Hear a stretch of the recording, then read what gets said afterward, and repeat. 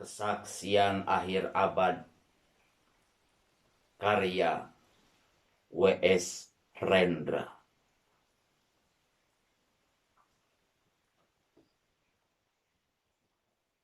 Ratap tangis menerpa pintu kalbuku.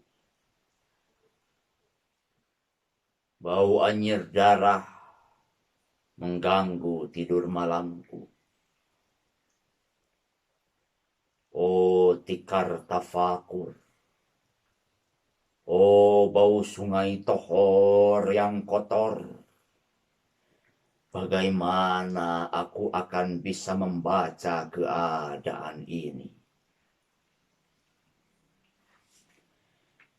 Di atas atap kesepian nalar pikiran yang digalaukan oleh lampu-lampu kota yang bertengkar dengan malam, aku menyerukan namamu, wahai para leluhur Nusantara.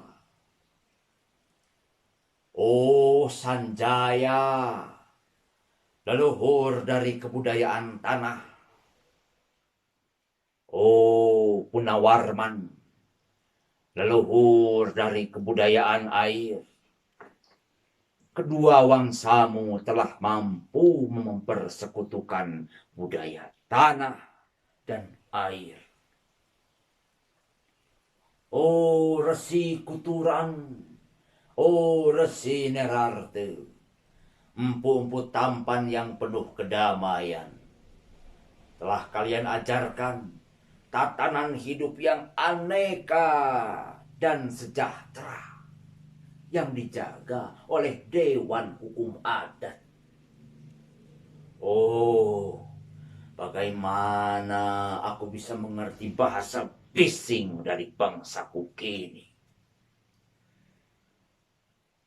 Oh, Kajau Lalido, bintang cemerlang Tanah Ugi, negarawan yang pintar dan bijaksana, telah kamu ajarkan aturan permainan di dalam benturan-benturan keinginan yang berbagai ragam di dalam kehidupan.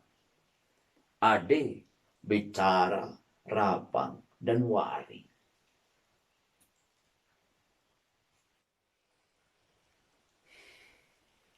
Oh, lihatlah wajah-wajah berdarah dan rahim yang diperkosa muncul dari puing-puing tatanan hidup yang porak-poranda.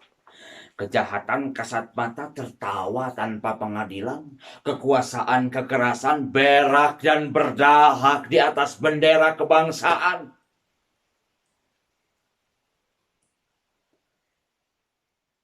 Oh, anak cucuku di zaman sibernetik. Bagaimana akan kalian baca prasasti dari zaman kami? Apakah kami akan mampu menjadi ilham kesimpulan? Ataukah kami justru menjadi sumber masalah di dalam kehidupan?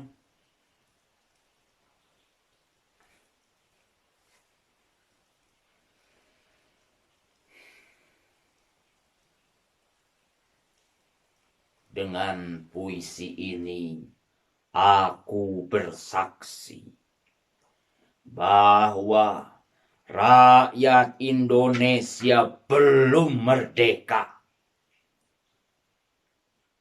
Rakyat yang tanpa hak hukum bukanlah rakyat merdeka. Hak hukum yang tidak dilindungi oleh lembaga pengadilan yang mandiri adalah hukum yang ditulis di atas air. Bagaimana rakyat bisa merdeka bila polisi menjadi aparat pemerintah dan tidak menjadi aparat hukum yang melindungi hak warga negara?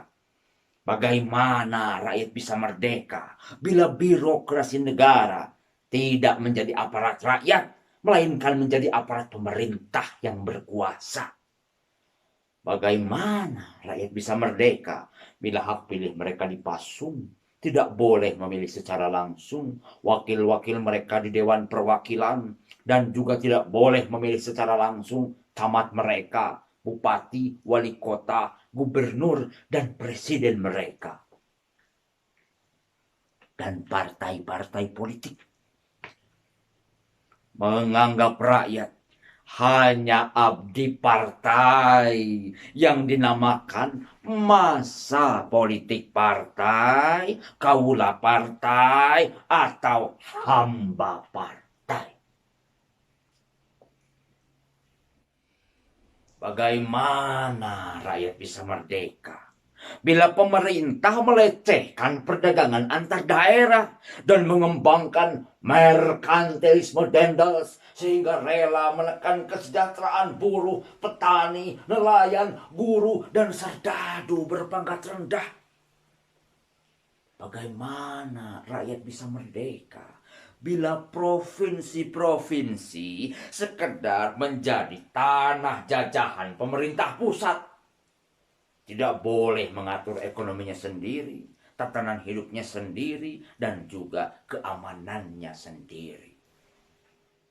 Ayam, serigala, macan ataupun gajah, semuanya peka pada wilayahnya. Setiap orang juga ingin berdaulat di dalam rumah tangganya. Setiap penduduk ingin berdaulat di dalam kampungnya. Dan kehidupan berbangsa tidak perlu merusak daulat kedaerahan.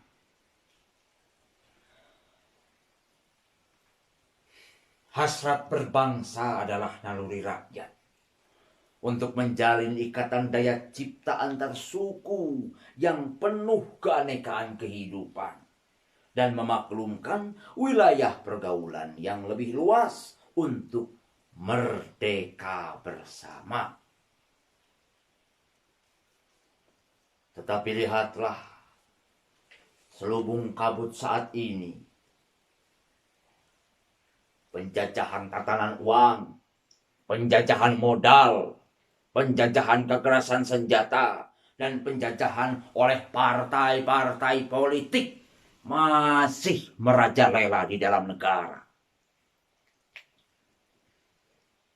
Dengan puisi ini aku bersaksi bahwa sampai saat puisi ini aku tanda tangani, para elit politik yang berkedudukan ataupun yang masih di jalan tidak pernah memperjuangkan sarana-sarana kemerdekaan rakyat. Mereka hanya rusuh dan gaduh memperjuangkan kedaulatan golongan dan partainya sendiri. Mereka hanya bergulat untuk posisi sendiri. Mereka tidak peduli kepada posisi rakyat, tidak peduli pada posisi hukum, posisi polisi, ataupun posisi birokrasi. Dengan picik, mereka akan mendaur ulang malapetaka bangsa dan negara yang telah terjadi.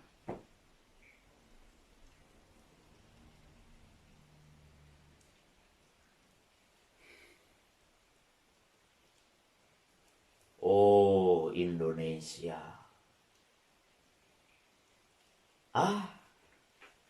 Indonesia. Negara yang kehilangan makna. Rakyat sudah dirusak azas tatanan hidupnya. Berarti sudah dirusak dasar peradabannya. Dan akibatnya dirusak pula kemanusiaannya. Maka sekarang negara tinggal menjadi peta. Itu pun peta yang lusuh dan hampir sobek pula. Pendangkalan kehidupan bangsa telah terjadi. Tata nilai rancu, dusta, pencurian, penjarahan, dan kekerasan halal.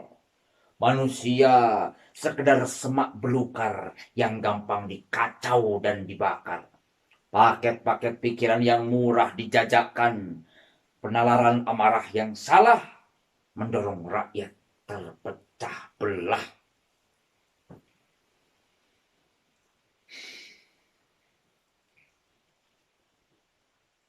Negara tidak mungkin kembali diutuhkan tanpa rakyatnya dimanusiakan. Dan manusia tak mungkin menjadi manusia tanpa dihidupkan hati nuraninya.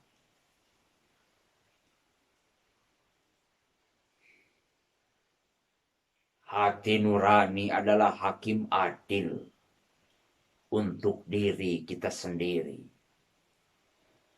Hati nurani adalah sendi dari kesadaran akan kemerdekaan pribadi.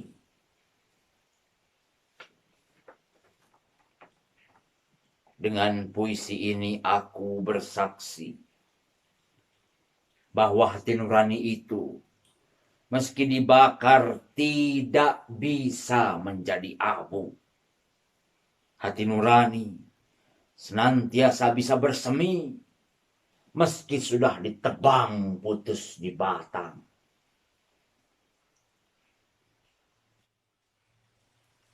Begitulah fitrah manusia, ciptaan Tuhan yang Maha Esa.